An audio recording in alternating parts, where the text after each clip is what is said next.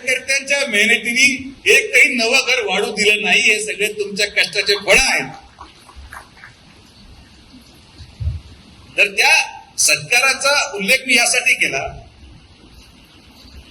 की जे काही ते सांगायचा प्रयत्न करतायत गणेश कारखान्यासंदर्भात,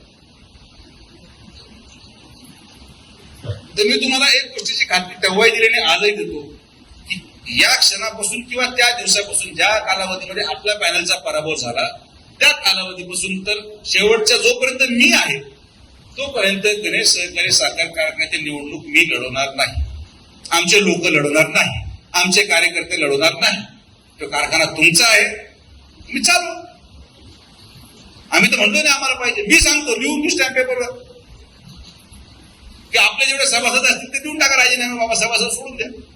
त्याच्या पलीकडे अजून काय बोललं पाहिजे? आपला कुठलाही उद्देश कोणाची संस्था बंद पाडण्यामध्ये नाहीये. जी न्यायालयीन लढाई आहे, जी हक्काची लढाई आहे, आमची लढाई दिलीपराव फक्त आणि फक्त आमचे प्रवरेचे पैसे सुरक्षित ठेवण्यासाठी आहे. कारण की ते पैसे प्रवरेच्या सभासदांचे आहेत, सुजय विखेंचे नाहीये, राधाकृष्ण विखेंचे नाहीये, ते प्रवरेच्या सभासदांचे आहेत. ज्या सभासदांचे पैसे आज आपण लावून तो कारखाना पुनर्जीवित केला, त्या पैशाच्या हक्काची लढाई आहे आणि ती लढाई लढावंच लागेल. त्या व्यतिरिक्त आमचा कोणाचाही द्वेष नाही, आमच्या कोणाबद्दल आम्हाला काही मांडायचं पण नाहीये. आणि जे आज संगमनेरहून येऊन इथं भाषण केलं की आपला ऊस बाहेरच्या लोकांना घेऊन जाऊ देणार नाही. बाबांनो, आम्ही गणेश कारखाना चालत असताना तुम्ही किती ऊस नेला याचा हिशोब द्या. साकुरीमध्ये टोळ्या होत्या, नावं देतो मी. साकुरीमधून पण आता ऊस नेला संगमनेरनी, गणेश परिसरातून कोळपवडीने किती ऊस नेला, संजुरीने किती ऊस नेला. मग जेव्हा आम्ही कारखाना चालवत होतो तुम्ही नेल्याला चालतो आणि तुम्ही चालवायला लागले तर आम्ही न्यायचं नाही. आम्ही आमच्या कार्यकर्त्यांना जगवणार, आमच्या कार्यकर्त्यांना जिथं इच्छा असेल ते ऊस द्यायचं स्वातंत्र्य त्यांना आहे आणि ते देतील. त्यांना कोणी बळजबरी करू शकत नाही.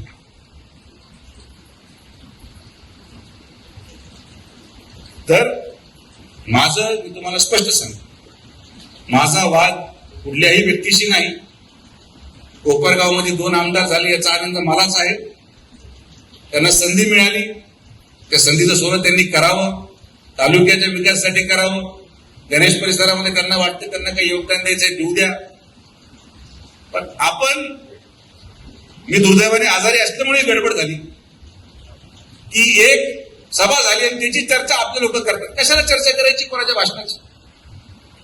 आपण काय पहिल्यांदा ऐकले भाषण असेल? आपण पहिल्यांदा पाहिले भाषण असेल? हे जे भाषण करताय त्यांच्या समोर ऐकायला होते. हे विधानसभेमध्ये आपण पुराव्यानिशी सिद्ध केलंय, पुराव्यानिशी व्हिडिओद्वारे की कारखान्याचे संचालक आणि कर्मचारी आपल्या विरोधात काँग्रेसचे पैसे वाटत होते. होते विरोधात ते सांगा, व्हिडिओ शूटिंग आहे. आपल्याला नवं आहे काय सगळ्या गोष्टी? आम्हाला नाही फरक पडत. बाबा तुम्ही सगळी ताकद लावा, जी लावायची लावा. अजून कोणी राहिला असेल त्यालाही बोलून घ्या.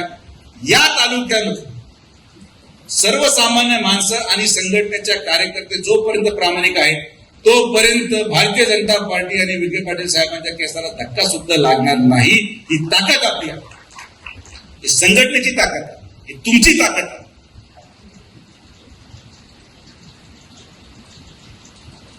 तर आपल्याला संघर्ष नवा नाही, आपल्याला पुरवड्या नव्या नाहीये, आपल्याला शेजारून झालेलं अतिक्रमण नवं नाही. आपण कुठल्याही परिस्थितीमध्ये कोणाची चर्चा करता कामा नये, ही काळजी आपल्याला घ्यायची. आपल्याला चर्चा करायसारखं भरपूर आहे ना. गोदावरीची चर्चा करा, कालव्याची चर्चा करा, पाण्याची चर्चा करा, MIDCची चर्चा करा. आज राहता तुम्हाला मी सांगतो, लिहून देतो की 2 वर्षामध्ये जेव्हा राहत्या शहरामध्ये तुम्ही जाल, आज एक जाऊन या, फोटो काढा, व्हिडिओ काढा, आणि 2 वर्षानंतर राहत्या शहरामध्ये तुम्हाला ते शहर ओळख येणार नाही. एवढं अवढव्य आणि सुंदर शहर आपण राहता करणार आहोत. राहताची ओळख, त्याची सुंदरता राहील. आपलं काम आहे, आपण सत्तेमध्ये आहोत, आपण काम विरोधकाची चर्चा होता का? आपण आपली चर्चा करा, मजा करा, काय त्रास करू. सगळ्यांचे काम होतील असंही नाही, काही कामं मागं राहतील, काही कामं पुढे येतील.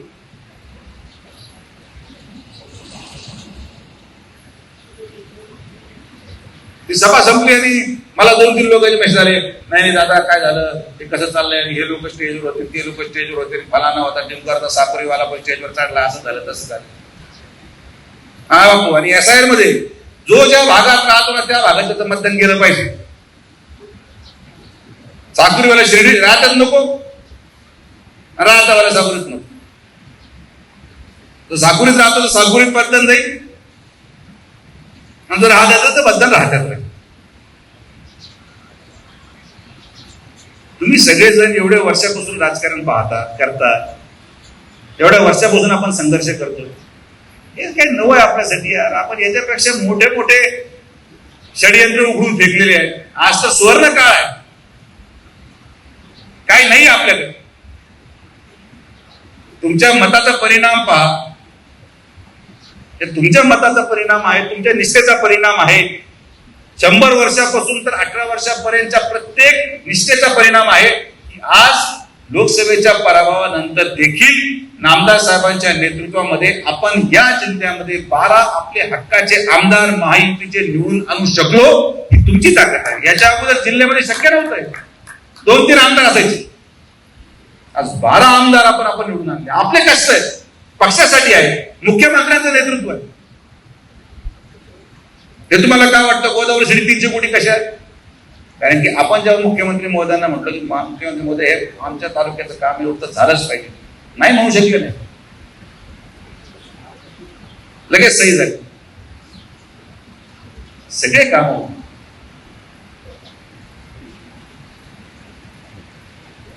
तर चर्चा करण्यासाठी गोष्टी भरपूर आहेत. नेगेटिव्ह चर्चा कृपया करून करत नका जाऊ, त्याने निष्पन्न काही होत नाही. मी आवडून सांगतो तरी मी सत्कार ठेवतो, हा ना, इथं आहे ना करू आपल्या कार्यकर्त्यांच्या माध्यमातून. आमचं काय म्हणतात, पक्ष वाढला पाहिजे, पक्ष मोठा झाला पाहिजे, कोणी व्यक्ती माझा शत्रू नाही. मी तुम्हाला आजही सांगतो की माझं काही शत्रुता कुठल्या एका व्यक्तीबरोबर नाही, आणि आपण संयमाचीच भूमिका बजावतो. आपण संयमच ठेवलं पाहिजे. कितीही शेजारून अतिक्रमण आलं, कितीही शेजारून अतिक्रमण येऊन भाषण झाले, आपण आपलं काम विकासावर चालू ठेवलं पाहिजे. कारण की आपलं मतदान हे विकासावर आहे, आपलं मतदान हे प्रगतीवर आहे, आपलं मतदान या मतदारसंघाच्या आणि राहत्या तालुक्याच्या लोकांच्या उज्ज्वल भविष्यासाठी आहे. म्हणून लोक मतदान टाकतात, लोक येतात भाषण ऐकायला, मतात रूपांतर होणार नाही. तर ना 40 वर्षाच्या इतिहासामध्ये, 30 वर्षाच्या इतिहासामध्ये ना शिर्डीमध्ये 23-0 झाला असता, जरा हात्यामध्ये 23-0 झाला असतं. 1 साइड मेजॉरिटी दिली लोकांनी, 1 साइड. कसला परिणाम? विश्वासाचा परिणाम, आणि नेतृत्वावर असलेला विश्वास, नेतृत्वावर असलेली आत्मीयता, याचा परिणाम. त्यामुळे शांतता धरा, फार पेटून उठू नका, निवांत आपल्या गावी रिलॅक्स करा. भांड्याच्या गावात भांडा, इकडे नका.